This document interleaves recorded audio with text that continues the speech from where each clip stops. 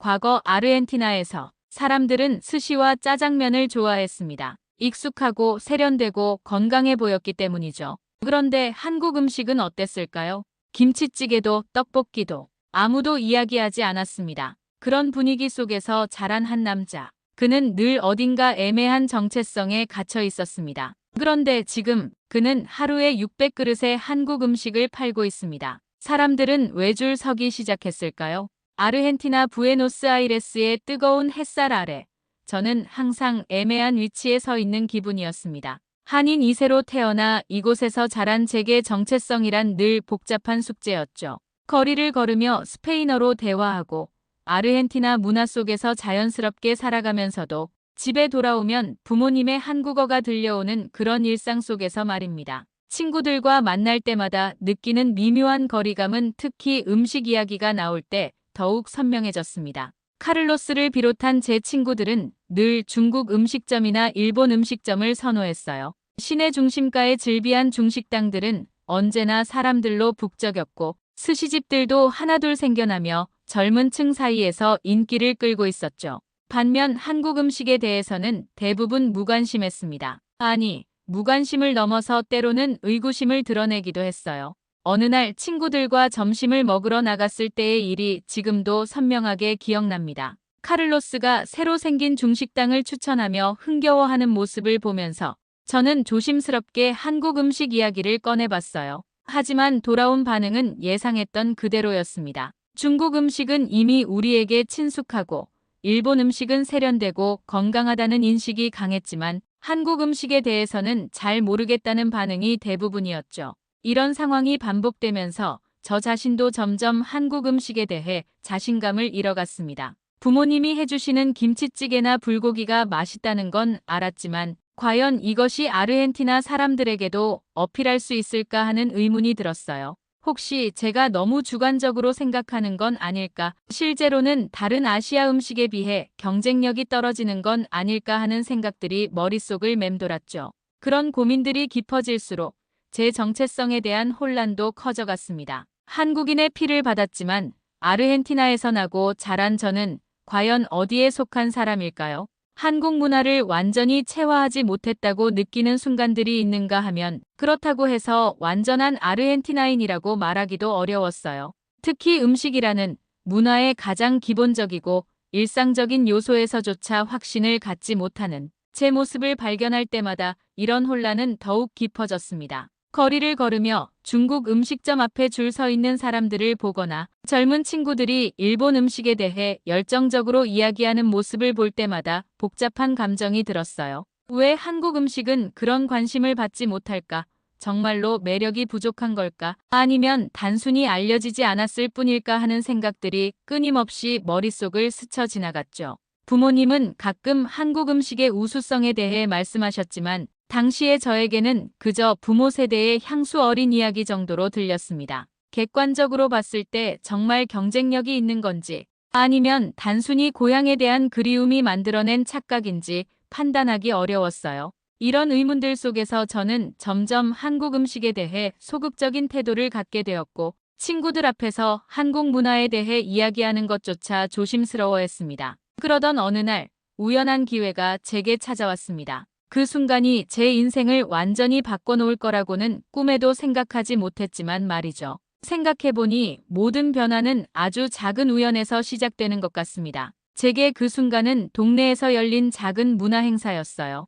여러 나라의 음식을 소개하는 자리였는데 원래는 참가할 생각이 없었죠. 하지만 주최 측에서 한국 음식도 소개해달라고 부탁을 했고 망설이다가 결국 떡볶이를 준비하게 되었습니다. 떡볶이를 선택한 이유는 단순했어요. 비교적 만들기 쉽고 재료도 구하기 어렵지 않았거든요. 하지만 막상 준비하면서는 불안한 마음이 컸습니다. 과연 아르헨티나 사람들이 이 빨간 음식을 좋아할까? 너무 맵다고 하면 어떻게 하지? 혹시 이상하다고 생각하면 어떡하지 하는 걱정들이 끊임없이 들었죠. 행사 당일, 저는 긴장된 마음으로 떡볶이를 끓이기 시작했습니다. 고추장의 매콤달콤한 향이 퍼지자 사람들이 하나둘 모여들기 시작했어요. 처음에는 호기심 어린 눈빛으로 바라보던 사람들이 점점 진지한 표정으로 변하는 것을 느낄 수 있었습니다. 특히 떡이 탱글탱글하게 익어가는 모습과 빨간 소스가 윤기나게 끓어오르는 장면에 많은 사람들이 시선을 고정하고 있었죠. 첫 번째 시식자는 중년의 여성이었습니다. 조심스럽게 한 입맛을 본 후 놀란 표정을 지으며 다시 한 번 더 큰 한 입을 떠먹었어요. 그리고 나서 주변 사람들을 불러 모으기 시작했습니다. 곧이어 젊은 커플들도 다가와 맛을 보더니 예상과 다른 반응을 보였어요. 맵다고 얼굴을 찡그릴 줄 알았는데 오히려 더 달라고 하는 거였죠. 가장 인상 깊었던 순간은 한 중년 남성의 반응이었습니다. 처음에는 의심스러운 눈빛으로 떡볶이를 바라보던 그분이 한 젓가락 맛을 본 후 완전히 달라진 거예요. 그분은 떡볶이를 먹으면서 감탄사를 연발했고 심지어 눈물까지 글썽이며 이런 맛은 처음이라고 말씀하셨습니다. 단순히 매운맛이 아니라 그 안에 담긴 복합적인 맛의 조화에 감동받으신 것 같았어요. 그 순간 저는 깨달았습니다. 한국 음식에는 정말로 특별한 무언가가 있다는 것을 말이죠. 그동안 제가 친구들의 무관심에 위축되어 스스로 의심했던 것들이 얼마나 어리석었는지 알게 되었어요. 떡볶이 한 그릇이 사람들의 표정을 이렇게까지 바꿀 수 있다니 그동안 제가 너무 소극적이었구나 하는 생각이 들었습니다. 행사가 끝날 때까지 제 앞에서는 사람들이 줄을 이어갔습니다. 준비해간 떡볶이는 금세 동이 났고 더 달라고 하는 사람들에게 죄송하다는 말을 해야 했어요. 그들 중 많은 사람들이 연락처를 물어보며 언제 다시 맛볼 수 있는지 묻더라고요. 어떤 분은 레시피를 가르쳐 달라고 하시기도 했고 또 다른 분은 식당을 차리면 첫 번째 손님이 되겠다고 약속하기도 했습니다. 집으로 돌아가는 길에 저는 완전히 새로운 확신을 갖게 되었습니다. 한국 음식은 분명히 경쟁력이 있다는 것, 그리고 제가 그동안 스스로를 과소평가했다는 것을 깨달았어요. 카를로스를 비롯한 친구들이 중국이나 일본 음식을 선호한다고 해서 한국 음식이 부족한 게 아니라 단순히 기회가 없었을 뿐이라는 생각이 들었죠. 그날 밤 저는 오랫동안 잠들지 못했습니다. 머릿속에는 온통 사람들의 놀란 표정과 감탄사, 그리고 더 달라고 하던 모습들이 맴돌았어요. 이제야 비로소 제 안에 잠들어 있던 한국인으로서의 자긍심이 깨어나는 것을 느꼈습니다. 그 작은 성공 이후 저는 본격적으로 한식당 개업을 꿈꾸기 시작했습니다. 하지만 주변의 반응은 여전히 회의적이었어요. 카를로스를 포함한 많은 친구들이 제게 신중하게 생각해보라고 조언했죠. 이미 시장에는 중국 음식점과 일본 음식점이 자리를 잡고 있는데 한국 음식이 과연 지속적으로 사랑받을 수 있을지 의문이라는 거였습니다. 특히 경제적인 측면에서의 우려가 컸어요. 아르헨티나의 불안정한 경제 상황 속에서 새로운 음식점을 시작한다는 것은 분명히 큰 도박이었죠. 임대료, 인건비, 재료비 등을 고려하면 초기 투자 비용도 만만치 않았고 무엇보다 망할 경우의 위험 부담이 너무 컸습니다. 친구들은 차라리 안정적인 직장을 구하거나 다른 사업을 고려해보라고 말했어요. 하지만 그날의 경험이 저에게 준 확신은 그런 우려들을 압도했습니다. 저는 작은 공간부터 시작해보기로 결심했어요. 큰 음식점보다는 테이크아웃 위주의 작은 매장으로 시작해서 점차 규모를 키워나가는 것이 현실적이라고 판단했죠. 아내 클라라도 처음에는 걱정했지만 제 의지가 확고한 것을 보고 함께하기로 결정했습니다. 매장을 준비하는 과정에서 가장 중요하게 생각한 것은 단순히 음식만 파는 것이 아니라 한국의 감성을 전달하는 것이었어요. 클라라는 인테리어나 디자인 감각이 뛰어났는데 함께 고민하며 한국적이면서도 아르헨티나 젊은이들에게 어필할 수 있는 공간을 만들어 나갔습니다. 따뜻한 조명과 심플하면서도 모던한 인테리어, 그리고 한국 문화를 엿볼 수 있는 소품들을 적절히 배치했죠. 메뉴 구성에도 많은 고민을 했습니다. 떡볶이의 성공을 바탕으로 비슷한 분식류를 중심으로 시작하되 점차 다양한 한국 음식을 선보이기로 했어요. 김밥, 라면, 순대 등 한국인에게는 친숙하지만 아르헨티나 사람들에게는 신선할 수 있는 메뉴들을 준비했습니다. 각 음식마다 현지인들의 입맛에 맞게 약간씩 조정하면서도 한국 음식 본래의 맛은 유지하려고 노력했어요. 개업 초기에는 정말 힘들었습니다. 하루 매출이 손에 꼽을 정도로 적은 날들이 많았어요. 지나가던 사람들이 호기심으로 들여다보긴 하지만 선뜻 주문하지는 않는 경우가 대부분이었죠. 그럴 때마다 정말 제대로 된 선택을 한 건지 의심이 들었습니다. 밤늦게 집에 돌아가면서 오늘도 적자구나 하는 생각에 한숨이 나오기도 했어요. 하지만 클라라의 아이디어로 소셜미디어를 적극 활용하기 시작하면서 상황이 달라졌습니다. 음식 사진을 예쁘게 찍어서 올리고 한국 문화에 대한 이야기를 함께 소개하면서 점차 관심을 끌기 시작했어요. 특히 젊은 층에서 한국 드라마나 K-팝에 관심이 높아지는 시기와 맞물리면서 한국 음식에 대한 호기심도 함께 커졌죠. 첫 번째 전환점은 한 유명 블로거가 저희 매장을 방문한 후 긍정적인 리뷰를 올려준 때였습니다. 그 리뷰에서 떡볶이의 독특한 식감과 한국만의 매콤달콤한 맛에 대해 자세히 소개해 주었는데 그 이후로 방문 고객이 눈에 띄게 늘어났어요. 사람들이 하나둘 입소문을 내기 시작하면서 저희 음식에 대한 인식도 점차 긍정적으로 바뀌어 갔습니다. 무엇보다 기뻤던 것은 단순히 신기함 때문에 한번 맛보고 가는 것이 아니라 정말 맛있다고 느끼며 재방문하는 고객들이 늘어난다는 점이었어요. 어떤 고객은 일주일에 두세 번씩 와서 다른 메뉴를 시도해 보기도 했고 친구들을 데려와서 함께 즐기는 모습을 보이기도 했습니다. 그런 모습들을 볼 때마다 한국 음식이 가진 진정한 매력이 서서히 전달되고 있다는 확신이 들었어요. 매장이 안정되기 시작하면서 저는 더 큰 도전을 해보고 싶어졌습니다. 테이크아웃 전문 2호점을 내기로 결심한 거죠. 1호점에서의 경험을 바탕으로 더 체계적이고 효율적인 시스템을 구축할 계획이었어요. 위치도 유동인구가 많은 지역으로 선정했고 메뉴도 가장 인기 있는 몇 가지로 특화해서 운영하기로 했습니다. 2호점 오픈일이 다가오면서 기대와 함께 긴장감도 커졌어요. 1호점의 성공이 우연이 아니라는 것을 증명해보고 싶었죠. 오픈 첫날부터 많은 사람들이 줄을 서기 시작했는데 그 규모가 예상을 훨씬 뛰어넘었습니다. 특히 떡볶이 주문이 폭주하면서 번호표 시스템을 도입해야 할 정도였어요. 그날의 광경은 정말 잊을 수 없습니다. 번호표가 100번, 200번을 넘어서 300번까지 발행되었거든요. 처음에는 이 정도까지 될 줄 몰랐는데 소셜미디어를 통한 입소문과 오픈 이벤트가 겹치면서 상상 이상의 반응을 얻게 된 거였죠.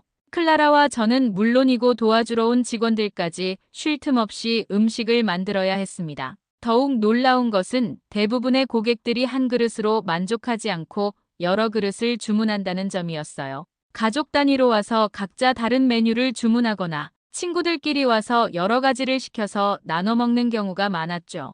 평균적으로 사람당 2그릇 이상을 구매하는 것 같았어요. 그 결과 하루 총 판매량이 600그릇을 넘어섰습니다. 600그릇이라는 숫자는 저에게도 믿기 어려운 수치였어요. 작은 분식 매장에서 하루에 이 정도 매출을 올릴 수 있다니 정말 꿈 같은 일이었죠. 특히 떡볶이가 대부분을 차지했는데 아르헨티나 사람들이 이렇게까지 떡볶이를 좋아할 줄은 예상하지 못했어요. 탱글탱글한 떡의 식감과 달콤하면서도 매운 양념이 현지인들의 입맛을 완전히 사로잡은 것 같았습니다. 그날 오후쯤부터는 현지 언론사에서도 관심을 보이기 시작했어요. 한 방송국에서 기자를 보내 인터뷰를 요청했고 신문사에서도 취재를 원한다고 연락이 왔죠. 그들은 한국 음식이 아르헨티나에서 이렇게 큰 인기를 끄는 현상에 대해 궁금해했어요. 특히 젊은 층을 중심으로 한국 문화 전반에 대한 관심이 높아지는 시점에서 음식을 통한 문화 교류에 대해서도 많은 질문을 받았습니다. 소셜미디어에서의 반응도 폭발적이었어요.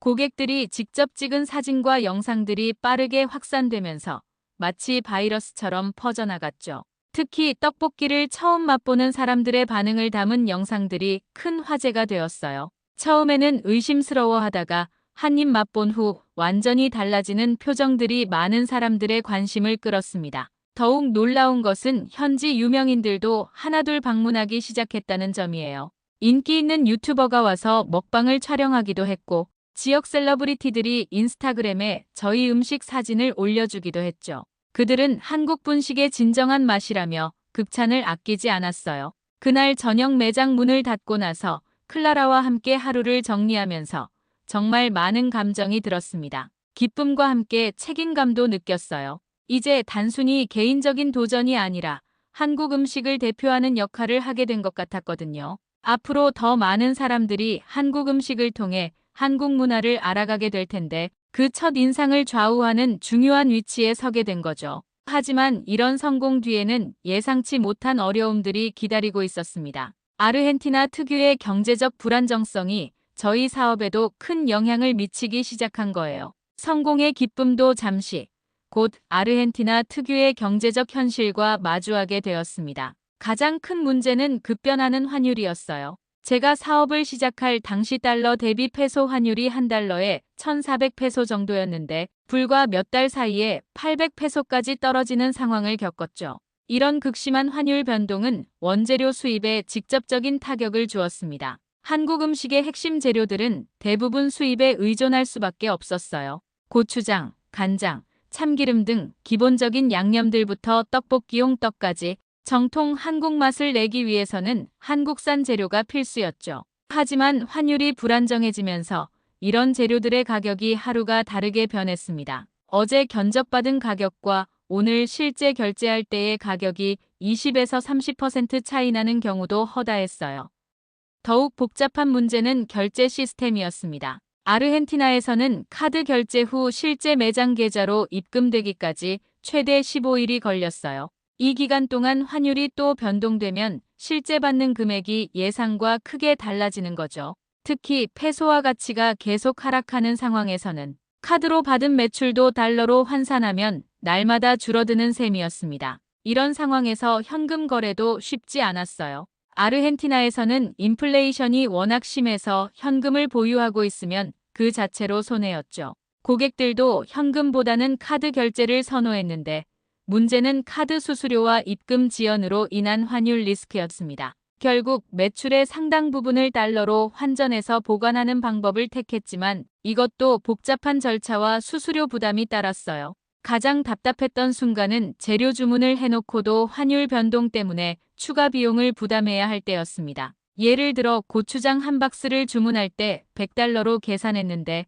실제 결제 시점에서는 환율 변동으로 120달러가 필요한 경우가 생기는 거죠. 이런 예상치 못한 비용 증가가 반복되면서 수익 계획이 계속 틀어졌습니다. 그래서 결국 달러 거래를 병행하기 시작했어요. 일부 단골 고객들과는 달러로 직접 거래하기도 하고 달러 예금 계좌를 별도로 만들어서 관리했죠. 하지만 이것도 쉬운 일은 아니었어요. 아르헨티나의 외환 규제가 워낙 복잡해서 합법적으로 달러를 확보하고 보관하는 것 자체가 하나의 업무가 되었습니다. 이런 경제적 어려움 속에서도 포기할 수 없었던 이유는 고객들의 반응 때문이었어요. 환율이 불안하고 원재료 가격이 오르더라도 저희 음식을 찾는 사람들은 계속 늘어났거든요. 특히 떡볶이의 인기는 여전했고 입소문을 통해 새로운 고객들이 계속 찾아왔습니다. 그들이 보여주는 진정한 만족감을 보면서 이 정도 어려움은 감수할 만하다는 생각이 들었어요. 하지만 현실적으로 가격 조정이 불가피했습니다. 원재료비 상승분을 모두 감수할 수는 없었거든요. 고객들에게 가격 인상을 알리는 것이 가장 부담스러웠는데 다행히 대부분의 단골 고객들이 이해해 주었어요. 오히려 좋은 재료로 정통 한국 맛을 유지해달라고 격려해주는 분들도 많았죠. 환율 문제와 함께 또 다른 고민거리는 직원 관리였습니다. 인건비도 인플레이션에 따라 계속 올라가는데 매출은 환율 변동에 따라 불안정했거든요. 그래서 가족 위주로 운영하면서 최대한 효율적으로 매장을 돌리려고 노력했어요. 클라라와 저는 물론이고 가끔 도와주는 친척들까지 모두가 한마음으로 버텨나갔습니다. 이런 상황을 겪으면서 아르헨티나에서 사업한다는 것의 의미를 깊이 깨달았어요. 단순히 좋은 음식을 만드는 것만으로는 부족하고 경제적 불안정성을 감안한 전략적 사고가 필요하다는 걸 배웠죠. 환율 해지나 재고 관리, 현금 흐름 관리 등 예전에는 생각해보지 못했던 부분들을 고려해야 했습니다. 환율 문제만큼이나 심각했던 것은 원재료 공급 중단이었습니다. 어느 날 갑자기 주요 간장 공급업체에서 연락이 왔어요. 한국에서 직접 수입하던 간장의 물류가 중단되었다는 거였죠. 코로나 이후 국제 물류가 불안정해진 데다가 아르헨티나 특유의 수입 규제까지 겹치면서 생긴 문제였습니다. 간장은 한국 음식의 기본 중의 기본이었어요. 불고기, 비빔밥, 심지어 떡볶이 양념에도 들어가는 필수 재료였죠. 이걸 구할 수 없다면 정통 한국 맛을 낼 수 없었습니다. 처음에는 다른 수입업체를 알아봤지만 비슷한 상황이었어요. 설사 구할 수 있다고 해도 가격이 기존의 2배 이상이었죠. 그래서 결국 직접 개발하기로 결심했습니다. 한국 간장과 가장 비슷한 맛을 낼 수 있는 조합을 찾아보기 시작했어요. 현지에서 구할 수 있는 여러 간장들을 섞어보고 거기에 다양한 양념을 첨가해서 수십 번의 실험을 거쳤습니다. 클라라도 함께 맛을 보며 조언해 주었고 단골 고객들 중 몇 분도 테스트에 참여해 주었어요. 가장 큰 도전은 간장 특유의 깊은 맛과 향을 재현하는 것이었습니다. 단순히 짠맛만 내는 것이 아니라 발효 과정을 거친 복합적인 맛을 만들어내야 했거든요. 결국 일본 간장을 베이스로 하고 거기에 한국식 조미료를 배합하는 방법을 찾았어요. 비율과 조합을 정확히 맞추는 데만 3주가 걸렸죠. 고추장 문제도 심각했습니다. 이건 간장보다 더 대체하기 어려운 재료였어요. 다행히 항공편을 통한 소량 수입은 가능했지만 가격이 너무 비쌌죠. 그래서 한 번에 대량으로 주문해서 냉동 보관하는 방식으로 해결했습니다. 냉동고를 하나 더 구입해야 했지만 장기적으로는 더 경제적이었어요. 비빔밥용 재료들도 골치 아픈 문제였습니다. 시금치, 당근, 무 등은 현지에서 구할 수 있었지만 고사리나 도라지 같은 건 구하기 어려웠어요. 그래서 중국 마트를 운영하는 리총과 협상해서 특별 주문으로 들여오기로 했죠. 리총은 처음에는 수요가 적어서 주문하기 어렵다고 했지만 저희 매장이 성공하면서 한국 재료에 대한 관심이 커지자 적극적으로 도와주기 시작했어요. 가장 어려웠던 것은 김치였습니다. 한국 음식점에서 김치를 빼놓을 수는 없었거든요. 처음에는 직접 담그려고 했는데 현지에서 구할 수 있는 배추로는 한국 김치 특유의 아삭한 식감을 내기 어려웠어요. 또 젓갈류도 구하기 힘들어서 감칠맛을 내는데 한계가 있었죠. 결국 김치는 한국에서 직접 공수해오는 방법과 현지에서 만드는 방법을 병행하기로 했습니다. 특별한 날이나 중요한 손님이 올 때는 한국산 김치를 사용하고 평상시에는 현지 재료로 만든 김치를 사용했어요. 맛의 차이는 있었지만 그래도 김치의 기본적인 맛과 영양은 유지할 수 있었습니다. 이런 과정을 거치면서 한국 음식의 깊이를 새삼 깨달았어요. 단순히 레시피만 따라하는 것이 아니라 각 재료가 가진 고유한 특성과 조화를 이해해야 진정한 맛을 낼 수 있다는 걸 배웠죠. 특히 발효식품들의 경우 시간과 정성이 들어가야 하는 부분이 많아서 공장에서 대량 생산하는 것과는 차원이 다른 섬세함이 필요했습니다. 재료 하나하나에 이런 정성을 들이다 보니 오히려 음식의 품질이 더 향상되었어요. 기계적으로 만들어진 재료가 아니라 직접 손으로 만지고 맛을 보면서 조절한 재료들이라 그런지 더 깊고 진정성 있는 맛이 났습니다. 고객들도 이런 변화를 느꼈는지 더욱 자주 찾아오기 시작했어요. 매장이 안정되고 매출이 꾸준히 늘어나면서 저희 가족의 삶도 점차 달라지기 시작했습니다. 가장 큰 변화는 경제적 안정이었어요. 그동안 아르헨티나의 불안정한 경제 상황 때문에 늘 불안했던 생활비 걱정을 덜 수 있게 되었죠. 매달 임대료와 생활비를 걱정하며 보내던 날들이 이제는 추억이 되었습니다. 아이들 교육비도 큰 부담이었는데 이제는 좀 더 여유롭게 계획을 세울 수 있게 되었어요. 특히 한국어 교육에 더 신경 쓸 수 있게 된 것이 가장 기뻤습니다. 그동안은 경제적 여유가 없어서 한국어 학원을 보내지 못했는데 이제는 주말마다 한국어 교실에 다닐 수 있게 되었죠. 아이들도 처음에는 한국어를 배우는 것을 부담스러워했지만 점차 흥미를 갖기 시작했어요. 무엇보다 집 문제가 해결된 것이 가장 큰 변화였습니다. 그동안 전세로 살면서 늘 집주인 눈치를 봐야 했는데 이제는 좀 더 안정적인 곳으로 이사할 수 있게 되었어요. 넓지는 않지만 우리만의 공간을 갖게 되면서 가족 모두가 훨씬 편안해졌죠. 특히 아이들이 친구들을 집으로 초대할 수 있게 된 것을 정말 좋아했어요. 하지만 가장 의미 있는 변화는 가족의 정체성 인식이었습니다. 아이들이 한국 문화에 대해 자부심을 갖기 시작한 거예요. 예전에는 학교에서 한국인이라고 하면 어색해하거나 부끄러워했는데 이제는 오히려 자랑스러워 하더라고요. 아빠가 한국 음식으로 성공했다는 것이 아이들에게는 큰 자신감이 된 것 같았습니다. 특히 큰아이가 학교에서 한국에 대해 발표할 기회가 있었는데 예전 같으면 부담스러워했을 텐데 이번에는 자진해서 나섰어요. 한국 음식과 문화에 대해 친구들에게 소개하면서 아빠의 식당 이야기도 함께 들려주었죠. 그 후로 반 친구들이 저희 매장에 관심을 보이기 시작했고 부모님들과 함께 방문하는 경우도 늘어났어요. 클라라도 큰 변화를 보였습니다. 처음에는 한국 음식과 문화에 대해 잘 모르던 클라라가 이제는 저보다 더 열정적으로 한국 문화를 알아가려고 노력해요. 한국 드라마를 보기 시작했고 한국어도 조금씩 배우고 있습니다. 매장에서 손님들에게 한국 음식에 대해 설명할 때도 클라라가 더 자신감 있게 이야기하는 경우가 많아요. 가족 모임에서도 분위기가 달라졌습니다. 예전에는 제가 한국 음식 이야기를 하면 다들 관심 없어 했는데 이제는 오히려 저희 성공담을 듣고 싶어 해요. 친척들도 한국 음식에 대해 궁금해하기 시작했고 특별한 날에는 저희 매장 음식을 주문해서 함께 먹기도 합니다. 한국 음식이 저희 가족뿐만 아니라 확대 가족에게까지 자연스럽게 스며든 거죠. 이런 변화를 보면서 음식이 가진 힘을 새삼 느꼈습니다. 단순히 배를 채우는 것이 아니라 문화를 전달하고 정체성을 확립하는 매개체 역할을 한다는 걸 깨달았어요. 저희 아이들이 한국인으로서 자부심을 갖게 된 것도, 클라라가 한국 문화에 관심을 갖게 된 것도 모두 음식을 통해서였죠. 동네에서의 인식도 완전히 바뀌었습니다. 예전에는 그냥 동네에 사는 한국인 가족 정도였는데 이제는 성공한 사업가로 인정받고 있어요. 길에서 만나는 이웃들이 먼저 인사하고 매장 안부를 물어보기도 합니다. 아이들 학교에서도 한국 음식을 소개해달라는 요청이 들어오기도 해요. 이제 저는 더 큰 꿈을 꾸고 있습니다. 현재의 성공에 만족하지 않고 아르헨티나 전역, 나아가 남미 전체로 한국 음식을 확산시키고 싶어요.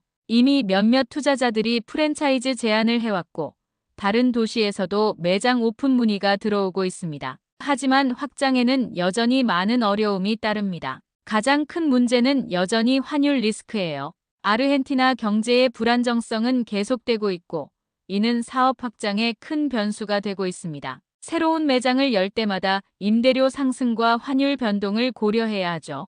특히 임대 계약을 할 때 달러 표기를 요구하는 경우가 많아서 환율 리스크를 완전히 피하기는 어려운 상황입니다. 그럼에도 불구하고 도전해보고 싶은 이유는 한국 음식에 대한 현지인들의 반응이 예상을 뛰어넘기 때문이에요. 단순히 신기한 음식 정도가 아니라 진정으로 사랑하는 음식이 되어가고 있거든요. 10대 손님인 노미 같은 경우는 일주일에 3번 이상 매장을 찾아와서 다른 친구들에게 한국 음식을 소개하는 역할을 자처하고 있어요. 이런 젊은 고객들이 한국 음식의 전도사 역할을 하면서 자연스럽게 입소문이 퍼지고 있습니다. 프랜차이즈 시스템을 구축하는 것도 중요한 과제입니다. 단순히 매장만 늘리는 것이 아니라 정통 한국 맛을 유지하면서도 현지 상황에 맞게 적응할 수 있는 시스템을 만들어야 해요. 특히 재료 수급과 품질 관리가 핵심인데 이를 위해서는 안정적인 공급망 구축이 필수적입니다. 현재 리 총과 협력해서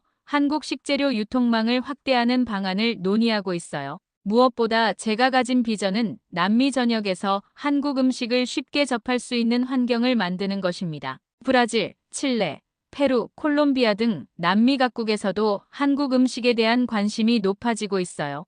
특히 한류 문화의 확산과 함께 한국 음식에 대한 호기심도 커지고 있죠. 이런 기회를 놓치지 않고 적극적으로 진출해보고 싶어요.